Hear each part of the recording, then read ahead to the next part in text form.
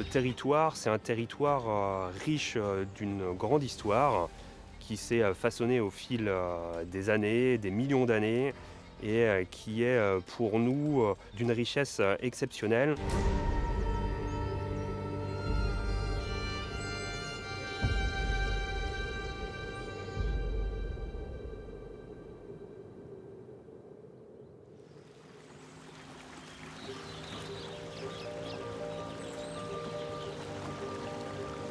L'histoire du Marais, ça a commencé il y a des centaines de millions d'années avec la rencontre des plaques tectoniques. Et le choc a provoqué des plis, et les plis, on les retrouve avec le coteau guérandais et le sillon de Bretagne. Et ça a formé les bordures du Marais. Et ici, il y a 5000 ans, c'était une vaste forêt. Et donc par la suite, la mer est remontée, ça a recouvert l'ensemble, c'est rentré dans les terres. Et donc ici, ça a été, comme l'est aujourd'hui le golfe du Morbihan, un grand golfe, connecté avec la mer. Et ce golfe, il s'est progressivement fermé sous l'influence de la Loire. Et même s'il y a 2000 ans à peu près, la mer va finir par pénétrer, donc percer le cordon littoral et va rentrer dans le Marais. Donc le Marais va vivre au rythme des marées très très très longtemps, jusqu'à ce que l'homme ferme définitivement le Marais avec des écluses.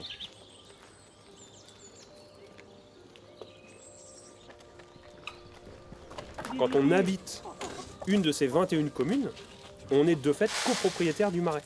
C'est assez particulier, c'est assez unique en France, c'est que c'est un lot en copropriété.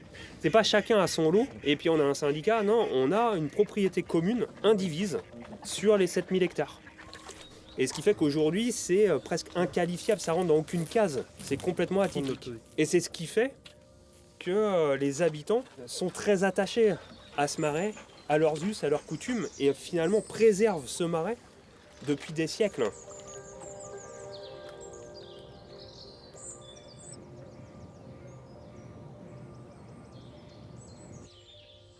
Les toits de chaume, c'est vraiment la toiture traditionnelle et typique du Marais. Quand on parle de toit de chaume, on parle de toiture en roseau. Depuis quelques années, on assiste à une dégradation prématurée de certaines toitures liées à ces champignons que j'évoquais.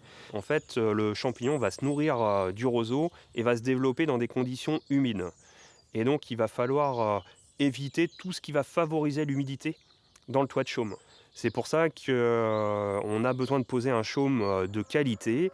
Un chaume de qualité, c'est quoi ? C'est plein de critères. C'est un chaume qui est assez gros, un brin assez gros, parce que plus le brin va être gros, plus il va y avoir d'air entre les brins et plus le roseau les bottes de roseau vont se ventiler. Il faut que le roseau il soit coupé le plus bas possible. C'est vraiment le bas du roseau qui est intéressant. Et donc si on coupe trop haut, on perd ce côté dureté du roseau. Et donc la dégradation va être accélérée. Aussi que le roseau ne soit pas coupé en milieu salin. Et si on a une teneur en sel plus importante, le sel retient l'eau. Et donc un roseau un peu salé va avoir tendance à retenir davantage l'eau. On a des artisans qui artisans chaumiers, qui posent ces roseaux avec une technique briaronne où on va plutôt attacher botte par botte à la toiture, ou la technique hollandaise où là ça va être des barres de fer. On va attacher les barres de fer sur les toitures pour fixer le roseau. L'entretien, il peut être à peu près en moyenne, ça va être tous les 4-5 ans. Et ça va être plutôt en fonction de l'évolution du toit. Il n'y a pas de fréquence particulière.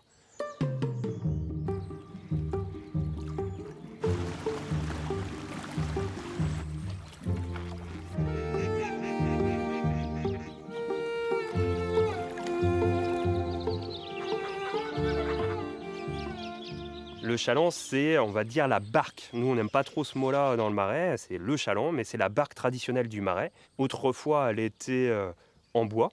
On en a encore aujourd'hui en bois, mais ça se fait moins aujourd'hui parce qu'on a de nouveaux matériaux avec la fibre, la résine qui ont remplacé le bois. Pointu devant, pointu à l'arrière, parce qu'autrefois, il n'y avait pas de moteur.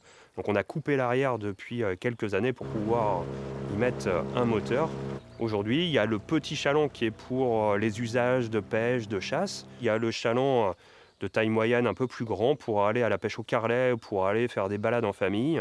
Après, on a le très très grand chaland qui est le blin pour transporter les bêtes dans le Marais. L'entretien d'un chaland en bois va être beaucoup plus fréquent que l'entretien d'un chaland en résine. L'entretien d'un chaland en bois, ça va être tous les ans, tous les 2 ans. Il va falloir bien le poncer, le repeindre. En revanche, le chaland en résine, ça va être un entretien tous les 5-10 ans, voire même un petit peu plus, hein. Il va falloir le sortir, le brosser, le sécher, enlever les petites algues qui peuvent rester sur la résine. Et puis il va falloir surtout faire attention aux petits éclats qui vont laisser s'infiltrer l'eau. C'est ça qu'il va falloir réparer sur les chalands en résine.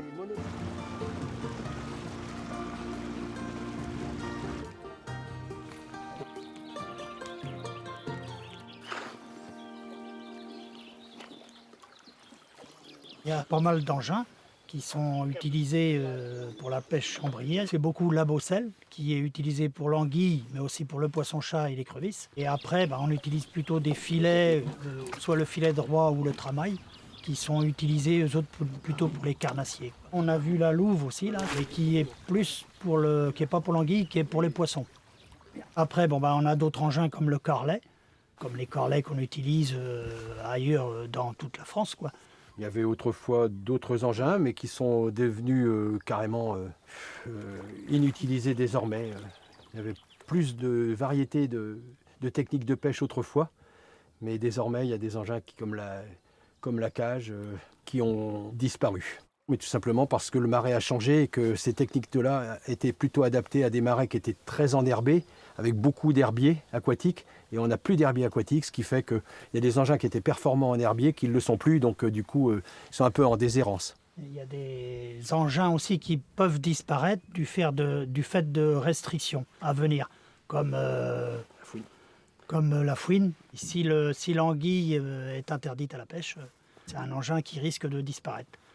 Et c'est un engin vraiment remarquable à tout point de vue, au niveau de la technique de pêche, au niveau de la fabrication.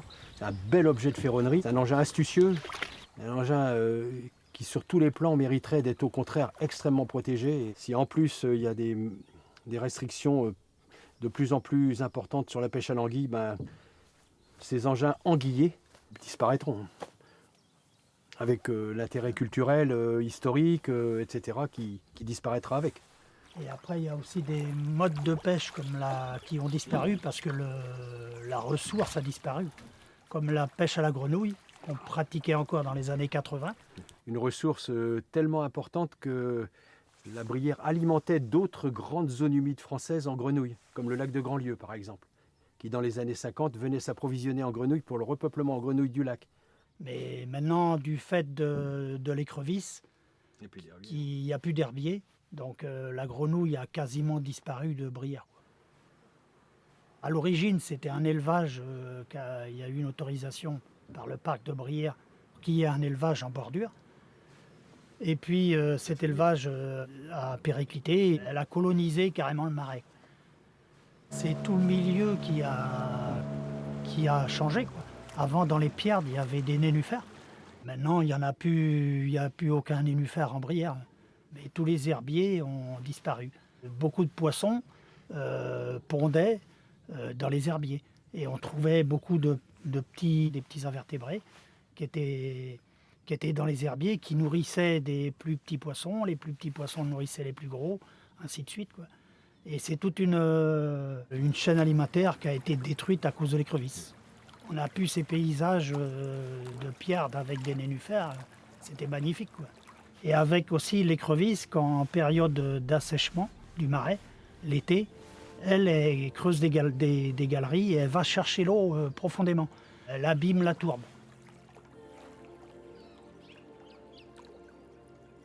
On défend vraiment la pêche traditionnelle des anguilles selon les permis Briéron et le règlement Briéron, auquel d'ailleurs on participe le mieux possible pour son élaboration, son amélioration. Le règlement de la Grande Brière Motière sur les 7000 hectares de marais indivis, c'est un règlement spécial auquel on est très attaché et souvent en but avec l'administration centrale extérieure parce qu'il y a des petites choses qui divergent plutôt en défaveur entre guillemets des Briérons. Et l'administration, en ce qui concerne le règlement, jusqu'à présent a quand même accepté la spécificité du règlement Briéron.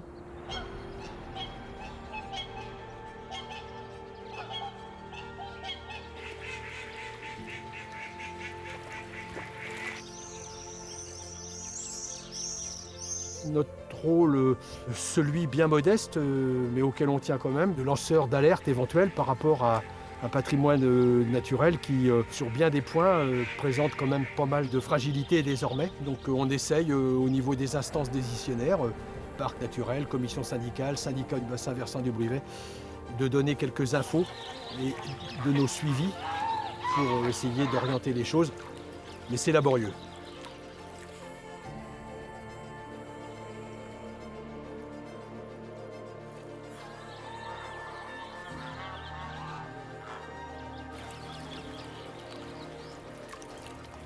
Par exemple, l'année dernière, on a eu un épisode de botulisme qui a été vraiment catastrophique, puisqu'on a eu plus de 4000 oiseaux collectés morts. Les premiers à avoir alerté, identifié la présence du botulisme, ça a été les chasseurs. Et après, qui a organisé les collectes d'oiseaux, parce qu'il était très important de collecter les oiseaux pour pouvoir limiter l'évolution de la bactérie, ça a été les chasseurs.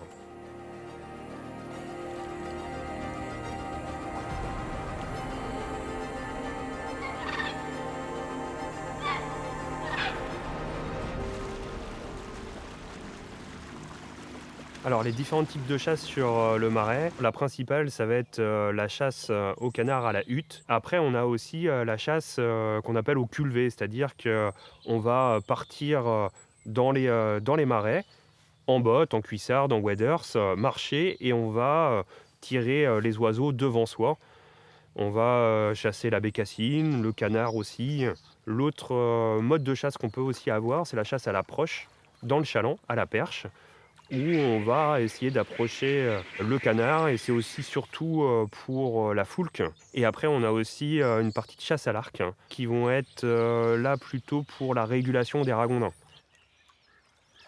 Les espèces invasives dans le Marais, ça va être principalement le ragondin, le rat musqué, de plus en plus le sanglier, mais le sanglier est très peu chassé dans le Marais parce que c'est trop difficile et trop dangereux avec l'eau.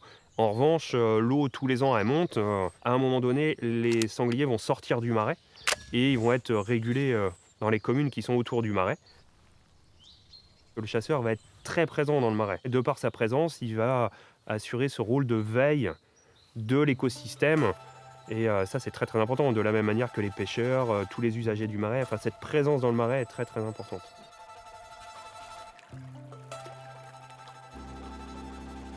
Les plus courantes, parce qu'on est dans un marais, évidemment, toute la faune des canards.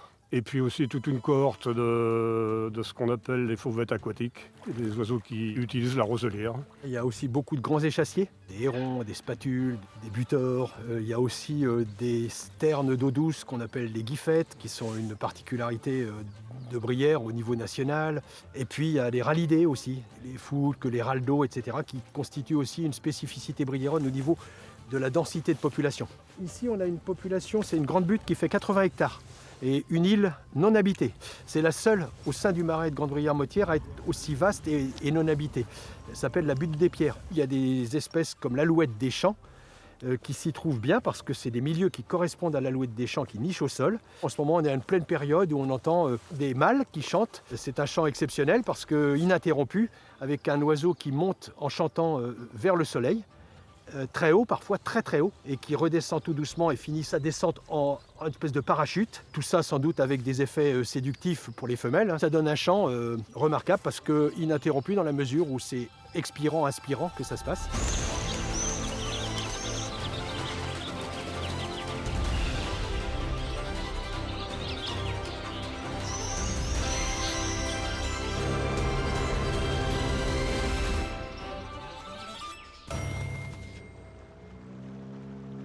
Et puis c'est un oiseau qui, moi dans mon enfance, était commun dans tout le bocage, notamment dans les champs de blé, tout ça, et qui a disparu de toutes les zones cultivées intensivement. Et pour maintenant, on ne la retrouve que dans des endroits sauvages comme ça. C'est dramatique. Et ce sont des reliquats de population en fait. C'est certainement l'impact du changement climatique est là et c'est indéniable. Mais il y a certainement d'autres problèmes locaux où il serait très bien d'étudier justement, de savoir vraiment ce qui se passe et ce n'est pas le cas. Avec des équipes scientifiques, avec une réelle volonté de cerner les problèmes qui concernent ces espèces-là. Il y a des exemples bien précis où dans le Marais breton, où l'espèce a été prise en compte. Et les populations, on le voit depuis 2 ou 3 ans, sont reparties à la hausse, donc c'est pas non plus complètement perdu. Mais chez nous, il va falloir agir très très rapidement parce que l'état de la population est tellement faible que si on perd encore 2 ou 3 couples, ce sera plus récupérable du tout.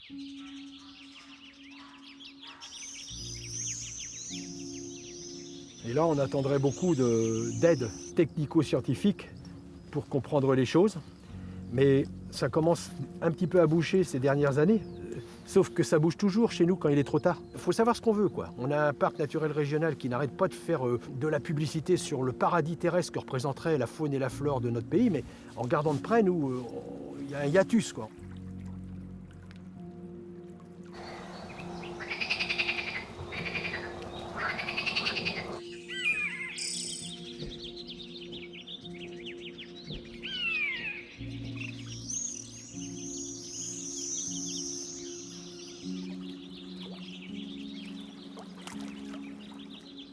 Donc ça, c'est pour nous, c'est catastrophique.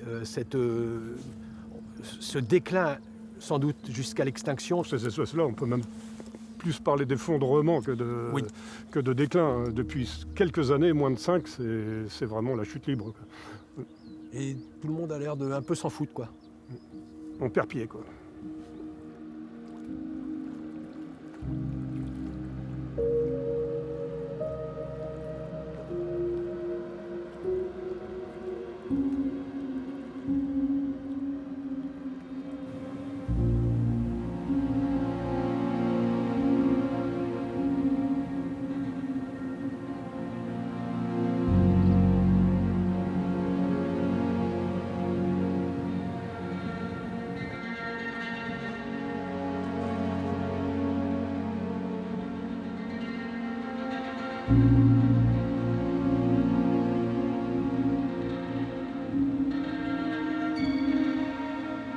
La biodiversité, c'est pas pour le confort de l'esprit, c'est important pour nous, même pour notre survie sur la planète. Et si la biodiversité disparaît, on en fait partie, on disparaîtra avec.